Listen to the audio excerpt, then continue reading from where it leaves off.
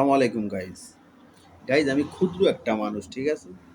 আমি আজকের ঢাকা শাহজালাল আন্তর্জাতিক বিমানবন্দরের উদ্দেশ্যে মানে কিছু কথা বলবো। ওদের যে দুর্নীতি, এই দুর্নীতির বিষয়ে কিছু কথা বলবো, ঠিক আছে? বাংলাদেশের সবকিছু মোটামুটি মানে একটা নিয়ন্ত্রণে গেছে, একটা ভালো পর্যায়ে গেছে। কিন্তু এয়ারপোর্টের ভিতরে কিছু মানে জায়গা আমি এই ১০ তারিখে আসলাম। ১০ তারিখে আসার সময় আমি দেখে আসলাম যে কিছু জায়গা এমনভাবে মানে তোমার মানে দুর্নীতিতে ভরে গেছে, এটা মানে আপনাদের না বললে আপনারা বিশ্বাস করবেন না। তাইলে আমার কথাগুলো শোনেন।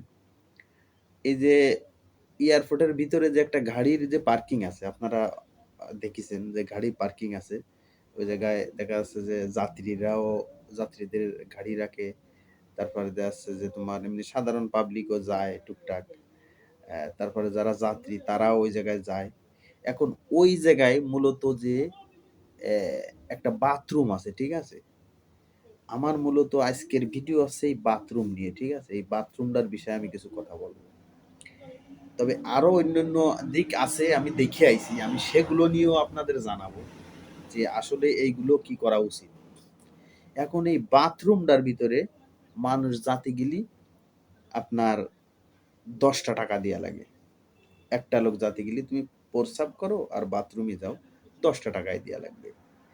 এখন আমার কাছে কথা হচ্ছে যে এয়ারপোর্টের মতো জায়গা এবং এত বড় জায়গা, যে জায়গায় পুরো বাংলাদেশের কেন্দ্রবিন্দু, ঠিক আছে? মানে ওই জায়গায় থেকেই সবকিছু বিদেশে যায়, বিদেশে লোকজন আসে, সব ওই জায়গায় থেকে। ওটা একটা আন্তর্জাতিক বিমানবন্দর। এখন এই জায়গায় কেন এই ১০টা টাকা করে দিতে হবে? এই জায়গা কি পারে না সরকার যে না এই জায়গায় ১০টা টাকা দেওয়া যাবে না? এটা তো সরকারি জায়গা, সরকারি টয়লেট, সরকারি সবকিছু, লোকজন সরকারি, যেগুলো লোক রাখা আছে ওগুলো নিশ্চয়ই বেতনভুক্ত লোক। তাহলে বেতনভুক্ত লোক যদি হয়ে থাকে তাহলে তাদের কেন ১০ টাকা করে দিতে হবে? তাদের কাছে জিজ্ঞেস করলি তারা বলে যে আমরা কন্টাকে নিছি। আচ্ছা, কন্টাকে নেলো কার কাছ থেকে? এটা সরকার কি এতই গরিব হয়ে গেছে যে এয়ারপোর্টের ভিতরে এই জায়গাটুক কন্টাকে দিয়া লাগেছে, ভাড়ায় দিয়া লাগেছে সামান্য ওই কয়টা টাকার জন্যই?